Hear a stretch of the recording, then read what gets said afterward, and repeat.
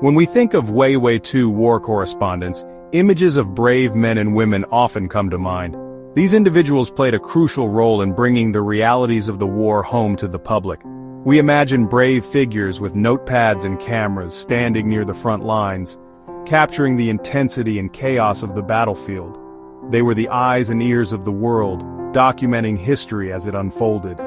We envision heroes sharing stories of courage, tales of bravery and resilience that inspired nations and shaped public opinion. Their words painted vivid pictures of the war, bringing both the triumphs and tragedies to life.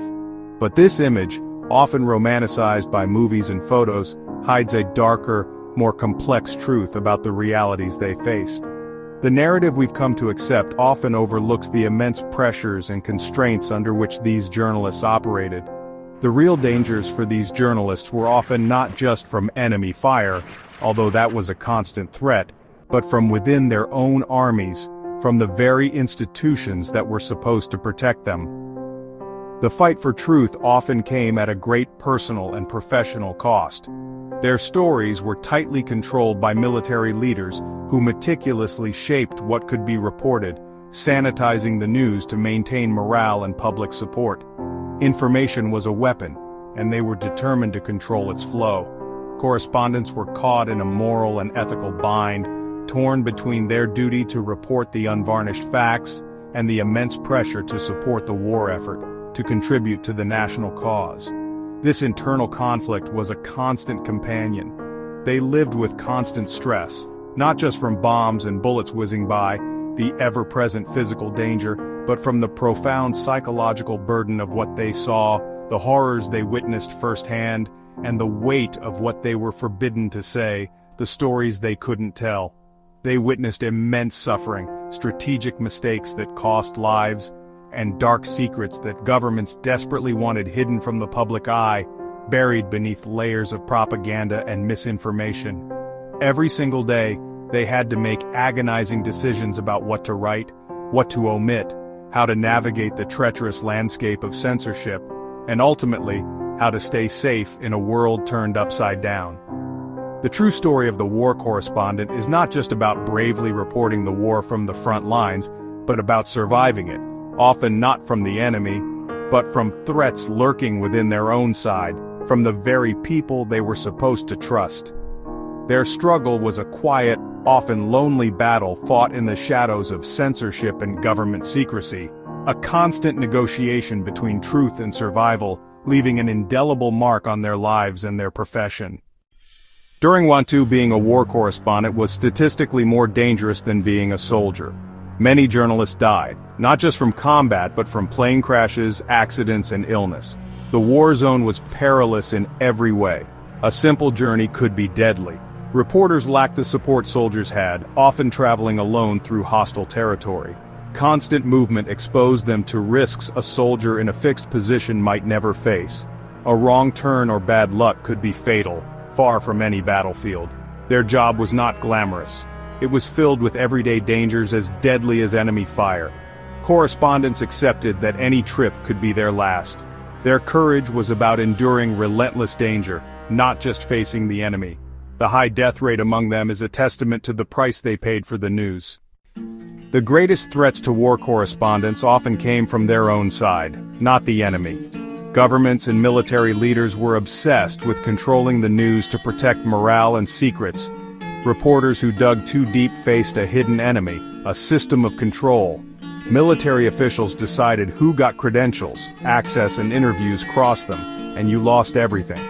Correspondents had to balance truth-telling with keeping their access.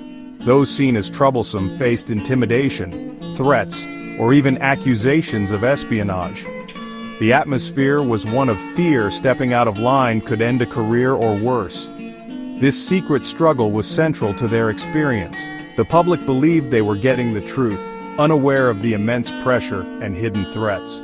War correspondents navigated a dangerous world of secrets and control, often alone. Their own governments could become their biggest obstacle. Censorship was relentless during WW2. Every word a correspondent wrote was reviewed by military censors. Officially, this was to protect military secrets, but censors also shaped the news to maintain public morale. Negative stories about casualties, mistakes, or poor conditions were often cut or rewritten. The result was propaganda, a sanitized, heroic version of the war. Reporters saw the real suffering and chaos, but their stories were changed or blocked. They had to use clever language to hint at the truth, playing a constant game with censors. The public rarely got the full story. The news was filtered and incomplete. Correspondents knew their work was being used to create a particular image of the war. This placed a heavy ethical burden on them as they struggled with the knowledge that much of the real human experience was hidden. The truth was often lost in the process. Control over correspondence went far beyond censorship. The military saw information as a weapon and would silence reporters who threatened the war effort. Revoking credentials and sending journalists home was common, and career-ending. For those who uncovered explosive secrets, intimidation and harsh interrogations followed. Some correspondents faced accusations of spying or treason.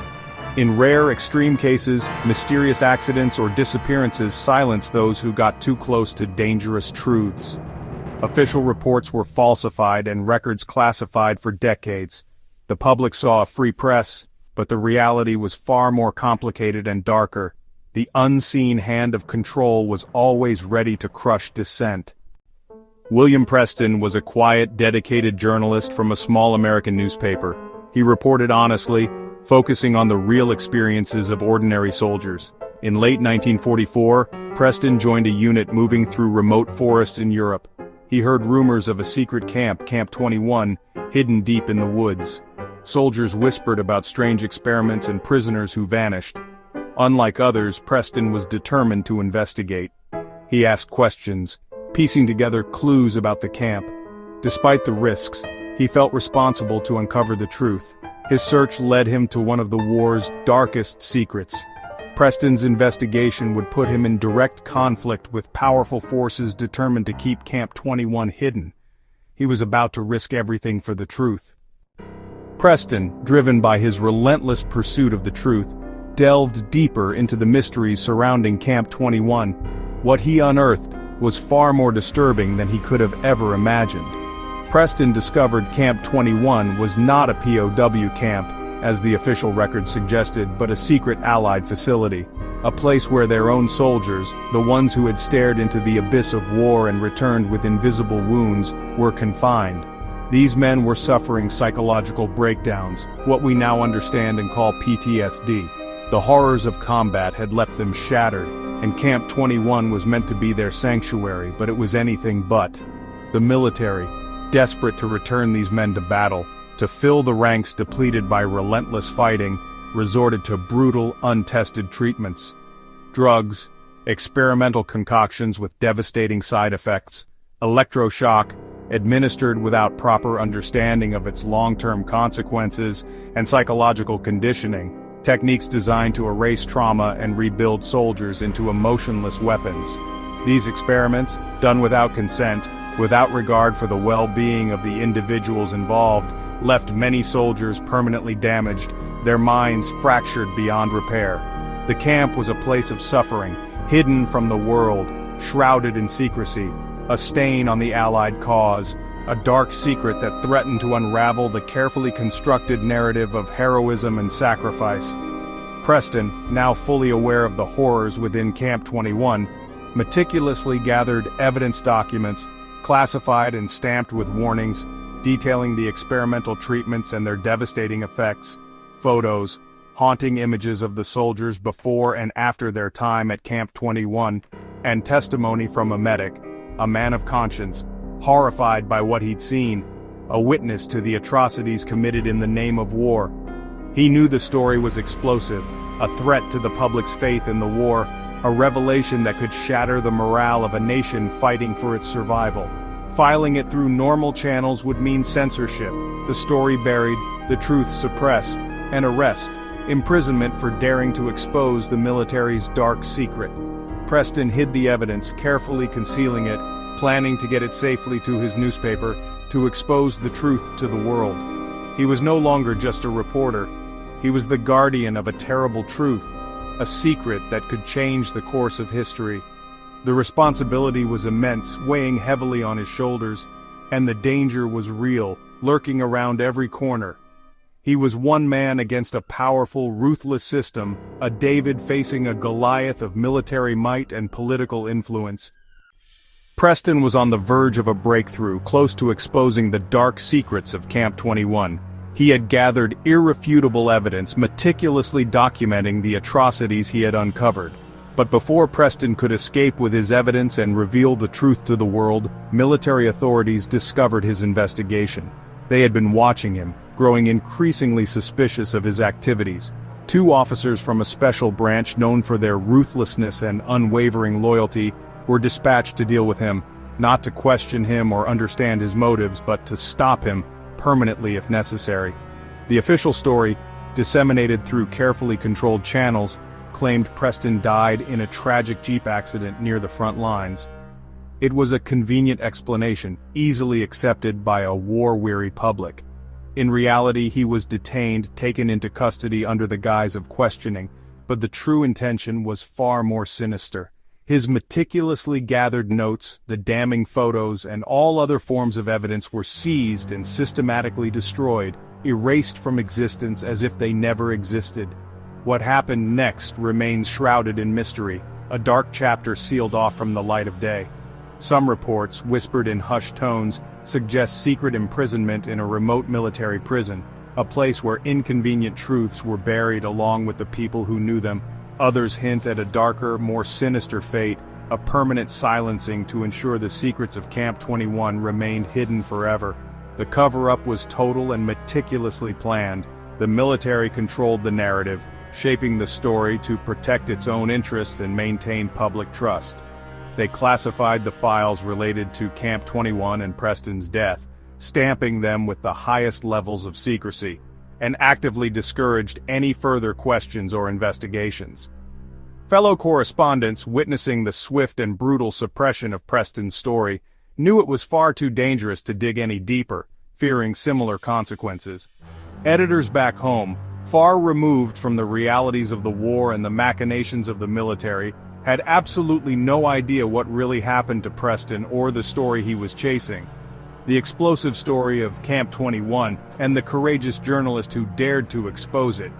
Preston vanished without a trace, completely erased by the very system he tried to hold accountable. To the world, and to history, he was just another nameless casualty of war, a statistic lost in the grand sweep of conflict. The dark secret of Camp 21 was seemingly safe, buried deep beneath layers of official lies, misdirection, and carefully crafted propaganda. The truth, it seemed, died with Preston, at least for a time, until the day someone dared to unearth it. For 60 years the truth about William Preston remained hidden. His family mourned him as a hero, never knowing the real story. The secret was so well kept that an entire generation passed in ignorance. Only in the early 2000s did a historian, digging through declassified files, find clues about a journalist and a facility called Unit 21. The breakthrough came with a medic's private journal, detailing Camp 21 and Preston's disappearance. The journal confirmed the camp's existence and Preston's fate. William Preston's story is a powerful reminder of the hidden realities of war. It shows the courage of journalists who sought the truth, and the lengths powerful systems will go to protect their secrets. His story, hidden for decades, reveals a darker side of the good war. It reminds us that the first casualty of war is often the truth.